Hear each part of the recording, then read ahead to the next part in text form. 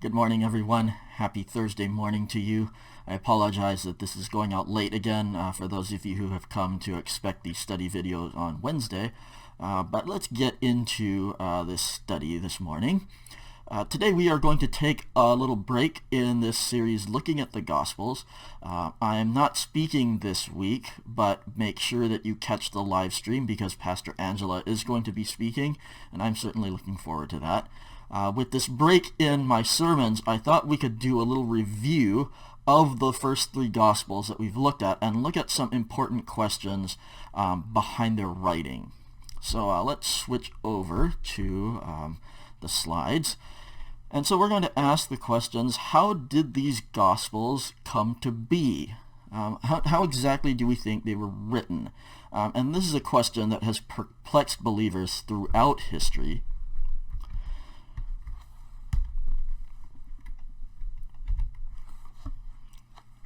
Here we have the Synoptic Gospels. Now Matthew, Mark, and Luke are called the Synoptic Gospels, and this word synoptic is Greek for seeing with or looking together.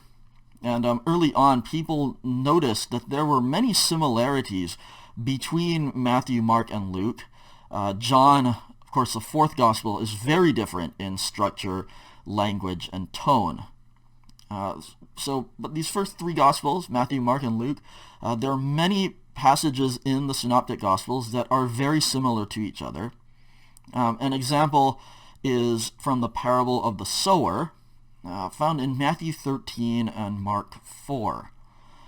If you look at those the two texts here, Matthew 13:6 and Mark 4:6, these passages may be translated in a few different ways in your English Bibles, but in the Greek, the wording is very similar. And actually, the last half of these texts is word for word identical. I happen to know this because I assigned my students a translation exercise in Matthew 13:6 just this past week. And when I was typing the assignment up, I accidentally typed in the reference from Mark, and the exercise ended up looking exactly the same when I proofread it. I caught my mistake. I was like, oh no, I got the wrong thing. But then I looked at it and the words were exactly the same.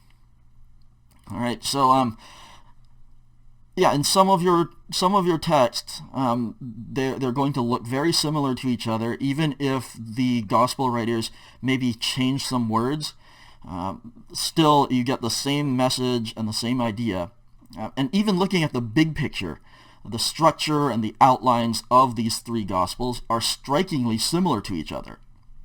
However, they are different enough that they warranted three separate Gospels. Okay, when people met together and they were deciding which of these New Testament books they were going to consider the Bible, they didn't just choose one of them. They didn't just say, Matthew is long and it covers lots of stuff, we'll just put this one in there.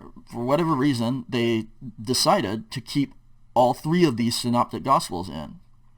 Even though also attempts have been made since very early on in church history to kind of take these Gospels and harmonize them into kind of a single definite account, the one source of truth about Jesus.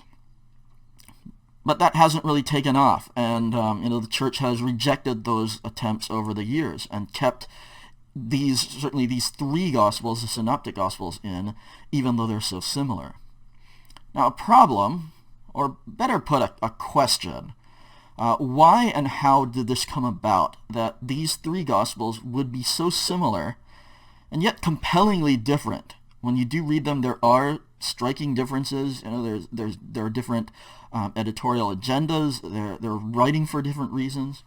Okay, so I thought we could take a look at that this week. Now, here is an overview sort of the question and a suggested solution. Let's just look at an example, the books of Matthew and Mark. All right, these books are especially similar. And the same kind of thing would apply to Luke, but Matthew and Mark are really nice because, as I have here, Matthew is about twice as long as Mark. There's a lot of stuff that's different, but if you take a look at what is in Mark, about 90% of Mark is contained and reproduced in Matthew. Sometimes exact same wording, like the example that I gave before from Matthew 13 and Mark 4. Okay, St. Augustine of Hippo, I've got his dates that he was alive there on the screen. He wrote that Matthew was written first, then Mark took Matthew's gospel and produced a shorter, condensed version. All right, but this introduces a problem. I've got a question here. Okay, if this is the case, okay, Matthew is written first, then Mark edits it and produces a shorter version. The question: why would Mark cut out so many of these kind of inspired stories and accounts of Jesus? All right, they're not just any stories either.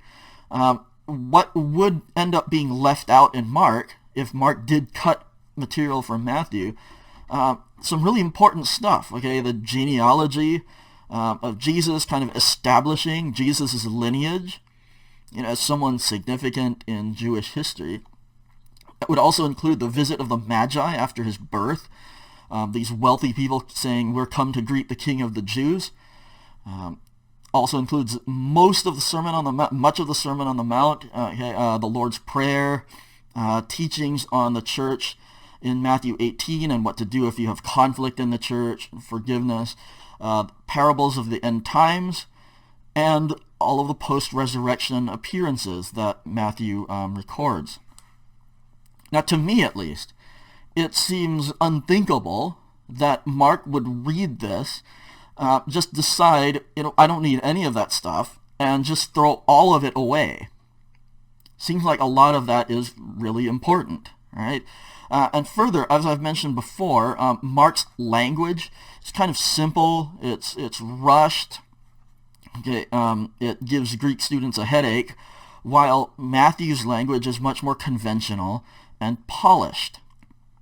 Why would Mark take this polished language of Matthew and kind of rough it up, slopify it? Seems to make more sense, at least to me, that Matthew would take the rough language and clean it up. So here is a suggested solution that has been put forward. And this is kind of what is accepted among the community of Bible scholars. All right, Mark was written first. This entailed a shorter, somewhat unpolished version of the gospel story. Matthew then wrote some years later, and Matthew had a copy of Mark, adding material to it that the author thought was important and cleaned up the language and the style. Matthew, edited Mark so that the community that Matthew was writing to would understand it, that it would appeal to them. All right, then Luke in this model would have done the same. And as I mentioned, this has become kind of the majority viewpoint that is accepted in most Bible scholarship. But before we get into the nuts and bolts of this model, let's go back and consider some of the historical background that formed the backdrop, the environment in which these Synoptic Gospels were written. Now, a lot of this is hypothetical. We have no way of going back in time. Nobody has built a flying DeLorean that can go back in time. There are no written records from the authors of the Gospels concerning how, why, or when they wrote. Matthew doesn't come out and say, my name is such and such, I was writing at this time, and this is exactly why I was writing. Okay, actually, the authors are anonymous. We don't even know who they were or where they were writing from. Now, all of these are assumptions, but they are based on evidence and careful study. So it's not just some guy in his basement throwing out wild ideas on Facebook or something. First, we assume that pretty much immediately from the time of Jesus' crucifixion, and if you are Christian, you believe that Jesus was not only crucified and buried, but also resurrected and then later on ascended to heaven. So immediately after these events, kind of the end of Jesus' life and time on earth, there began to be stories that were passed around about Jesus, and these became a part of a sort of oral, spoken tradition that kind of got started in these local pockets. In the book of Acts, we learn that in Jerusalem, the apostles were there in Jerusalem just after Jesus' death, and they started preaching, and they started to attract these large crowds. Right? And the first Christian stories about Jesus were just things like this. Somebody would get together either in a small house church or in the synagogue or in front of an audience of thousands and be telling these stories about Jesus. Now, a spoken tradition is great. Some things about a spoken oral tradition, it's very easy to spread. Information just gets out and disseminates very quickly. And these stories can spread a great distance in a short time, because what do you need to have a story and transmit a story? All you need is a speaker and any kind of receptive audience. It can be one person, it can be 5,000 people.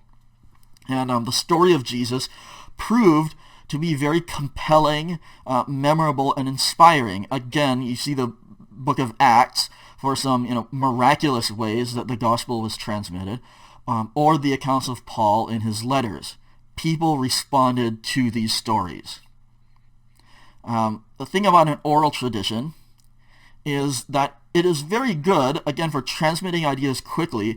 Also, an oral tradition is good for transmitting kind of the big picture of the story. Okay, a very general outline and details, the most important stuff.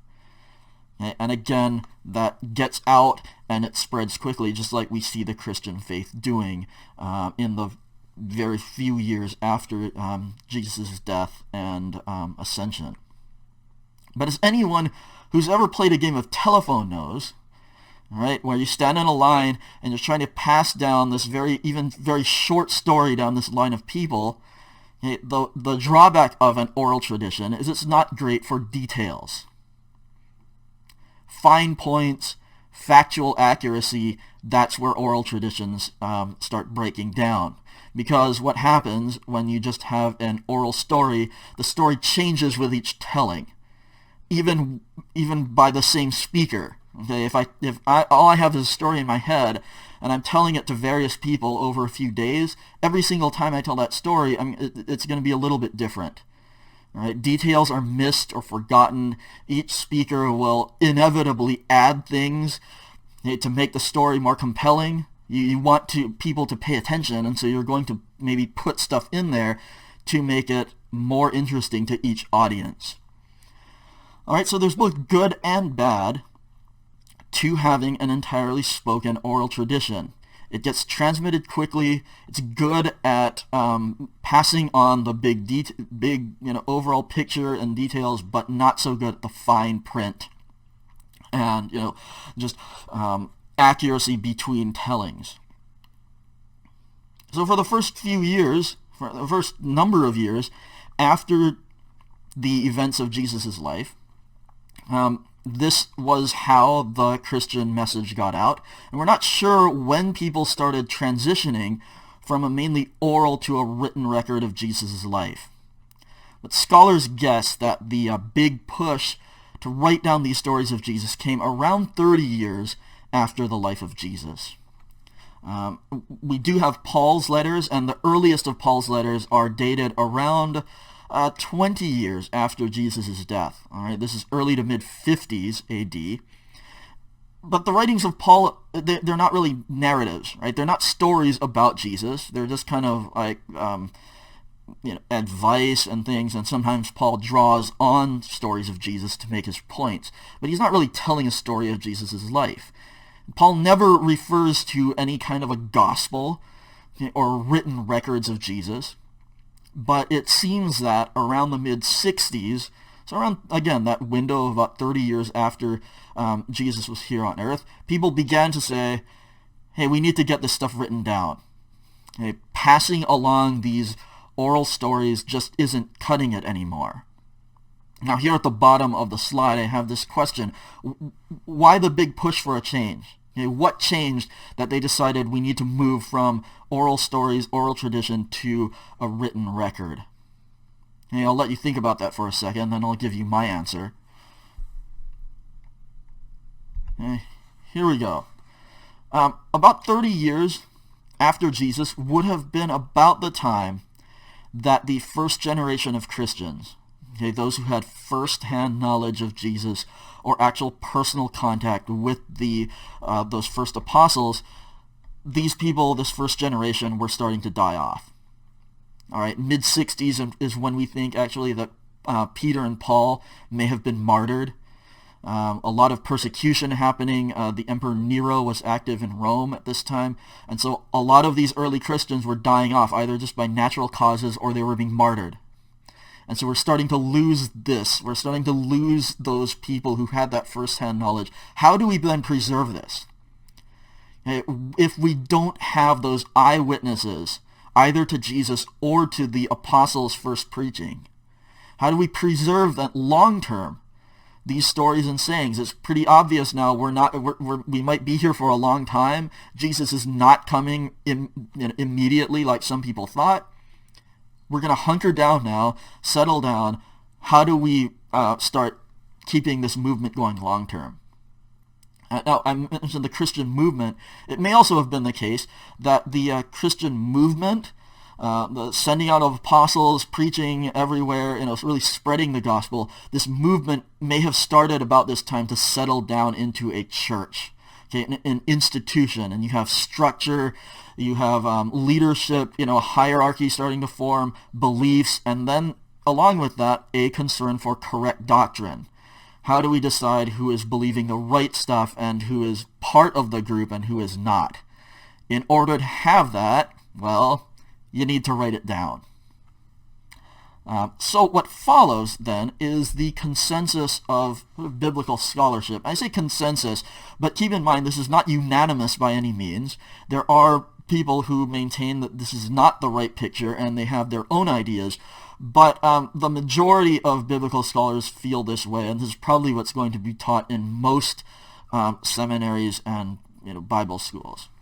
Okay, for the record, I personally believe that this is the most likely scenario for the writing of the Synoptic Gospels. There may have been slight tweaks or some differences, but as a model, this is the one that makes most sense to me. This model is often called the two-source hypothesis, although as I explain it, it's probably more accurate to call it four-source hypothesis. So here we go, the two-source hypothesis. The idea is this. Okay, about maybe the mid-60s to early 70s, again, right in that window, about 30 or so years after the death and resurrection of Jesus, an anonymous author collected and edited your various oral traditions and whatever written ones may have been floating around. And this became the Gospel of Mark. As I mentioned before, the Gospels are all anonymous. We don't know who wrote them, but maybe for simplicity's sake, I'll just refer to them by the names that we know them by. Okay, so sometime after Mark was written, in mid-60s to early 70s, then the authors of Matthew and Luke then had access to this written copy of Mark. And both of those authors, Matthew and Luke, used that as one source for their Gospels. So two-source hypothesis, one of your sources is the Gospel of Mark. Now, in addition, Matthew and Luke both had access to material that was unique to each of their Gospels, okay, their respective Gospels. And I've given you some examples here. I have mentioned them in each of the dedicated studies. But there you have Matthew, you have the story of the Magi visit, and then in Luke, the same kind of birth story, but Luke it's different. We have the shepherds in the field and the angels appearing to them. However, there is one more big question, and it's prompted by this fact. Okay, so we know how the stuff that's similar to Mark in Matthew and Luke, well, it came because they had access to Mark. Okay, it was written first, and so they had a copy of it. And then the stuff from Matthew and Luke that's unique, well, they must have had material maybe in their local communities that had been passed down, and so they included that in their respective Gospels. But what about there is a lot of stuff, okay, a lot of verses and stories and parables that are common to Matthew and Luke, but these are not in Mark. So what do we do then with this mystery? And I've put here an example. Okay, the Beatitudes: blessed are the poor, blessed are those who mourn, blessed are the meek, blessed are those who hunger. There's this list, and it's formulated in the same way, in almost the same order, and it appears in Matthew and Luke, but it's nowhere in Mark. So what do we do with this? To solve this problem, scholars have suggested the existence, okay, of another, and this is now your second source. We have two source hypothesis. Here's your second source. Mark is one, and then the second one is named Q, possibly from the German word Quelle, which means source. Okay, but actually, even that name is kind of shrouded in mystery. Okay, nobody seems to really know for sure where Q comes from or what that means. To this day, this source remains hypothetical. We have not yet found a document that looks like this Q, and we don't have any direct references to such a document in early church writings. That's one problem with this theory. Okay, but we think, though, that there was this source that was out there and that was available to both Matthew and Luke. The Q source is said to be composed of that body of material that is common to Matthew and Luke, but not in Mark. And if you just take those stories, parables that are in Matthew and Luke, missing from Mark, if you isolate just that material, you find that is mostly sayings and parables of Jesus. There's little to no story in there. It's just Jesus said this, and then Jesus one day told a story. Okay, one notable exception is the temptation of Jesus in the wilderness, one of the only stories that is apparently part of this Q document. Q could have been a written source or an oral collection of sayings. Q could also have been several sources, kind of all jumbled up in different orders, but it formed into this kind of composite of sayings and parables. Now here's the major problem with this theory. Again, we haven't found any concrete evidence that it even existed. And a major question is that you have this document. It's such a foundational document. It accounts for so much of two Bible accounts of Jesus' life. Okay, Matthew and Luke, and they use a whole bunch of this, and it's common to both of them. Shouldn't there be some evidence that it existed? Well, it turns out that there is evidence. It's just that the evidence is kind of circumstantial and indirect. Now, some possibilities are here. The Q source was never written down. Maybe it was just an oral tradition. The problem with this is that the Q material in Matthew and Luke, it's often really similar in precise detail as well as big picture overview. Before I said that an oral tradition is good at your big picture, kind of an outline, but not so great in those transmitting those precise, fine details. And, there are parts of Matthew and Luke that are almost identical, so this suggests that at least some of this Q source would have to have been written down.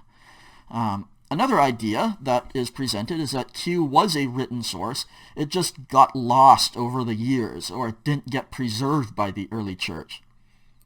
Again, though, this raises the question, why would that happen? This document or this source that was so influential in the composition of Matthew and Luke, what did Matthew and Luke both decide, hey, we're done with this thing, and they just kind of threw it in the trash? Like, why wouldn't it have been preserved? It seemed to have been important. It seemed to be held in some regard. So how is it that we don't have this? Now, there is one other possibility. There are references to other writings among your early church fathers, some of which may be references to this Q source.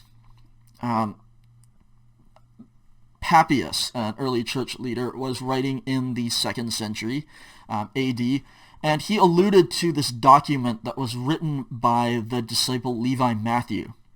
And Papias said, Matthew compiled sayings of Jesus in Hebrew and Aramaic, translated these into Greek, and passed them out to the church. And for a long time, it was assumed that this was just referring to the Gospel of Matthew. But if you look at the details of this, it doesn't really check out.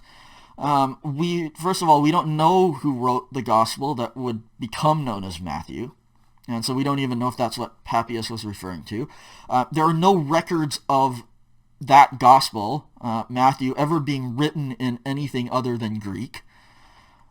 So it's possible that, hey, maybe Levi Matthew did in fact record sayings of Jesus, and it's exactly as Papias said. He recorded these sayings in Aramaic and Hebrew. Those would have been the languages that Jesus actually spoke in, and then translated them. Hey, maybe this was that Q document.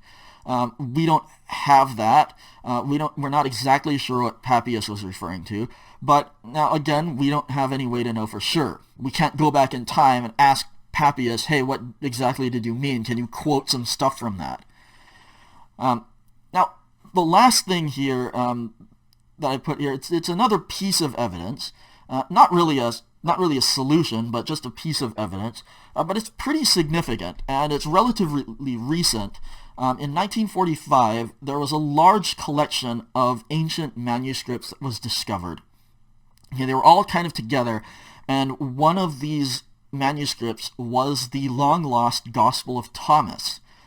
We had references to this, but it wasn't until 1945 that they had a really good manuscript to look at and say, here it is.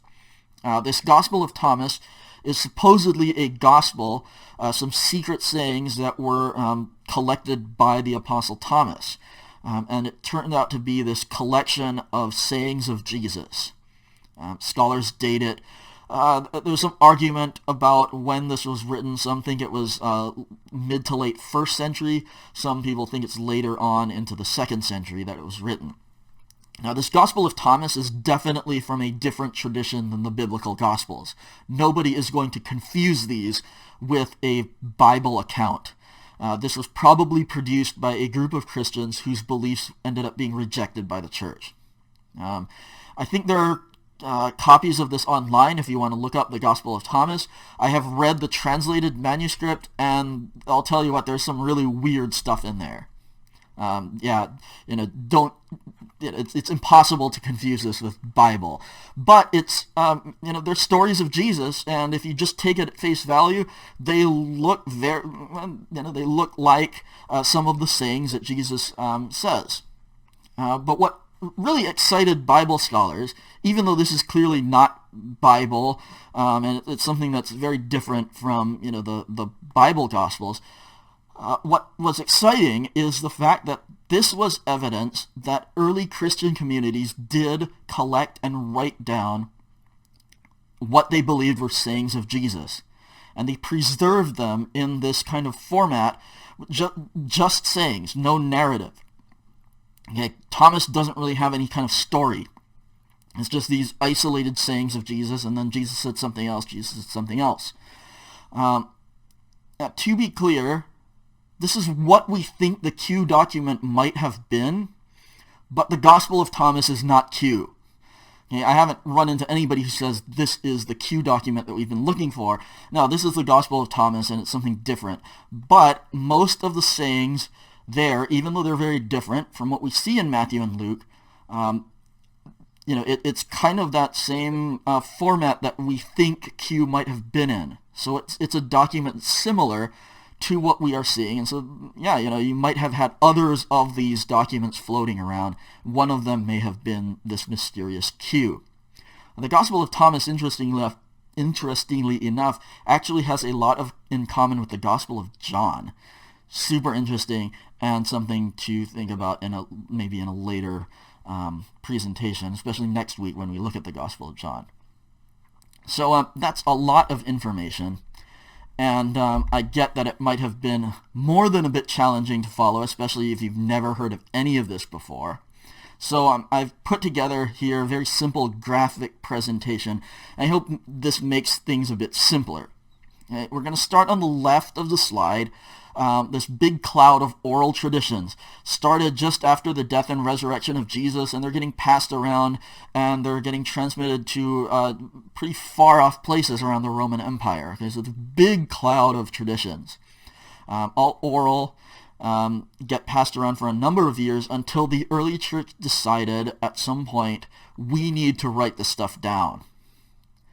So somebody wrote this down, and we have the two sources that coalesced from this oral tradition. Mark, the Gospel of Mark that we have, and this source called Q that we don't, but we think that there's some pretty good evidence that it did exist and it was a thing. All right, so there you see, from the oral tradition, we get Mark and Q, the two sources of the two-source hypothesis. Now, sometime after these two sources were finalized, Matthew and Luke then copied, edited, and polished Mark's Gospel. This accounts for the material that is in all three Synoptic Gospels. For example, I've put there on the bottom the parable of the sower. All right, appears in all three Gospels. I've put the references there if you want to look it up. It's very similar in all three accounts. Now, Matthew and Luke after this, or actually, all of this stuff here, it could be happening in any order. It's not like Matthew and Luke first went to Mark. They could have gone to Q first. But, yeah, we don't know in which order this happened, but it's all showing you kind of what we think happened. So Matthew and Luke have a copy of Mark. Now, they also have this source that we call Q. Matthew and Luke then, kind of independently, and certainly independent from Mark, they went and they copied and edited the Q material. For example, the Lord's Prayer appears in both Matthew and Luke, but not in Mark, or the Beatitudes that I mentioned before. Okay, so there's the two sources. You have Mark as a source, primary source. Matthew and Luke go to Mark, then they go to Q as well. In addition to this, Matthew and Luke had access to unique material and traditions of their respective communities. And so I've put those in little boxes there, M for Matthew and L for Luke. And I've given you examples on the bottom of these last two slides. First of all, something that's unique to Matthew is the Great Commission at the very end.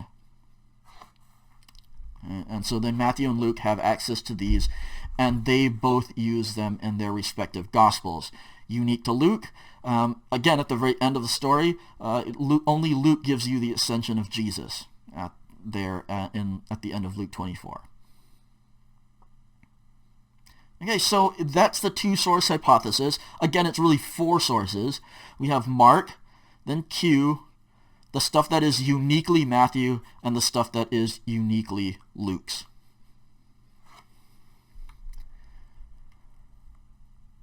All right, so there you have it. Two-source hypothesis, what we think happened, and why exactly we think it happened. So after all of that, the biggest question in theology. So what? All right, what does any of this matter? Maybe an interesting theory to some people. Some people just say, who cares about any of that? I'm just going to read the Bible. Okay, so what? Yeah. Something that we should all be asking whenever we do sort of theology, whenever anybody we hear puts out something about God. God is like this. God is like this. This is what happened. This is why they wrote the Bible. Okay, what does any of this matter?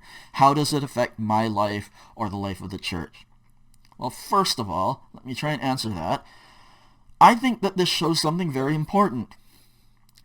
Contrary to the claims of some who do not believe the story of Jesus, the gospel accounts that we have in the Bible were obviously not just made up and kind of thrown haphazardly together. Some people who are critics of the Bible, who say Jesus is just a nice fairy tale, kind of, oh yeah, you believe in this zombie Jewish carpenter who died for all of your sins and everything. Why don't I just believe in, flying spaghetti monster or whatever? Okay, these Gospels were not just made up, kind of on the fly. All right? Not just some people just got together and said, hey, let's just make up this crazy story and see who believes it. Okay? What we have here, what the evidence shows, is that these gospel accounts that we have in the Bible were very carefully researched.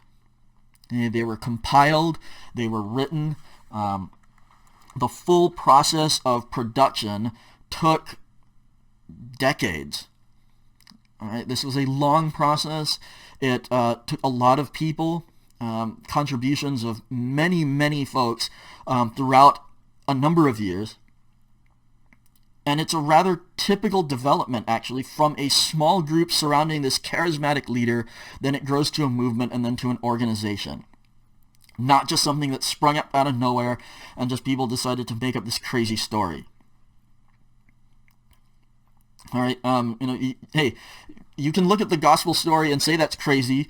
You can say that it's unbelievable. I don't believe that. That's fine. But I don't think we can say that this was just something that was made up and it was like this really simple process. People just like got together and conspired to say this thing, and then they went out and lied to a bunch of people. Even if you don't believe in Jesus as the Son of God, it's clearly a more complex process of development than that. Another important takeaway for me. It is true that the Synoptic Gospels are very similar in terms of their general outline and narrative flow. However, the authors of Matthew, Mark, and Luke all produced and edited their particular accounts in unique ways to appeal to their respective audiences. This is of particular importance and interest to kind of the capital C church, okay, the big not Seventh Adventist Church, Methodist Church, or even like Mission Road Church, Redlands Church. Okay, this is capital C church, the kind of whole body of believers. And I think it's important for the big C church to remember, because it shows us the importance of different or even diverse views of Jesus. Okay, the synoptics, they took from a common sort of pool of knowledge, but they adapted their message to appeal to the people that they were writing to. Different or diverse views of Jesus are okay, and it's even codified that way in the Bible, in the list of Bible books that we have. Now, this is often seen as a bad thing. Diversity, differences, differences of opinion. I believe this thing. I believe this different thing. Okay, often seen as a bad thing. Leaders tend to say, "Oh, we need to be unified. We need to have this, one view of truth, and our view is the only one." But actually, diversity and difference characterized the earliest written accounts of who Jesus was. In a sense, nobody owns the story of Jesus. Because there are at least 4 of them in the Bible, and no one group or no one person can claim, "I know the true story of Jesus. I know the only story of Jesus, and it is mine, it is ours." That's foreign to the gospel writers, and it's foreign to the people who put the Bible together. The Jesus of Luke is recognizable in Mark and Matthew, but each author has different points of emphasis and ways of viewing Jesus. And we would do well to honor such diversity, the differences in each other, even as we serve one Lord and one faith. To close the story of the Synoptic Gospels, I'll leave you with this presentation of the 3 Gospels. If all you want is this kind of the study of how this came about, you can skip all of this. But I'll leave it with this presentation of the 3 Gospels and what I have gathered in the course of this study as a very short summary of each Gospel's picture of Jesus. First of all, Matthew, not the first one written, but the first one in the list. Matthew presents Jesus as the promised Messiah of Hebrew Scripture. Jesus' teachings fulfill the Torah. He's presented as kind of a second Moses. And then his death fulfills the demands of the sacrificial system. Terrible news, the temple is destroyed. The Jews have no center of their identity and religion. But Matthew comes in and says, great news. Jesus replaces that. Okay, the center of our identity can now be in Jesus, because he's the second Moses. He gives us teachings, and he was the sacrifice. Yay. All right, without the temple, the church is now the new center of identity, in which we can all find forgiveness and new life. At the end of Matthew, Jesus promises to be with his people, the church, forever. The Gospel of Mark has Jesus rising rather abruptly and kind of out of nowhere as the unique Son of God. Mark does not take any time on the birth stories or what kind of came before Jesus, just jumps right into the ministry of first John the Baptist and then Jesus. Jesus is this unique Son of God. Right away, Jesus announces the coming of a new kingdom. It totally overturns the established order. Jesus fulfills his mission to die on the cross. He speaks several times in Mark about how he needs to go to Jerusalem and die. He does in fact do that. He gives his life as a ransom for many. And the end of Mark, I spoke about this before, but the end of Mark leaves us kind of hanging with this non-ending. Okay, it leaves us with this mystery and a question hanging in the air. Will you take up the cross for Jesus and live as a citizen of this kingdom of God? The first people, the women who visited the tomb, they got scared and they ran away and they told nobody. What are you going to do? How did this message get to you, and what are you going to do about it? Will you take up the cross for Jesus and live as a citizen of his kingdom of God? Now Luke has Jesus coming to liberate all of those who are oppressed. Luke chapter 4, Jesus' first sermon. Okay, I've come to heal the sick, give sight to the blind, break every chain, break every yoke. Luke believes that people are oppressed by many things. Sickness, evil spirits, yes. Corrupt governments, yes. Most of all, the big thing in Luke that takes a hold of people, enslaves people, oppresses people, the deceptive pursuit of wealth and money. And Jesus came to liberate people from all of those things. By his death, Jesus breaks the powers of all of those oppressive forces. He frees all who accept his teachings and believe in him. And at the end of Luke, what do we have? Jesus has died. He's been resurrected. Jesus ascends to heaven, and his followers are filled with this absolutely unquenchable, untouchable joy because they have this freedom and liberation in Jesus to do the will of God. Okay, that's Luke. Now, I hope this series has been helpful. We've come to the end of the Synoptic Gospels. Maybe has even served as an encouragement for each of us to study these accounts for ourselves. I would encourage everyone to join us if you can on this channel this coming Sabbath at 11:10. Pastor Angela will be speaking, and I'm sure that all of us will be blessed. And then next week we'll go forward in this. We'll pick up with the Gospel of John and its own unique view of Jesus' life. Thanks for listening, and we'll see you again this weekend and next week.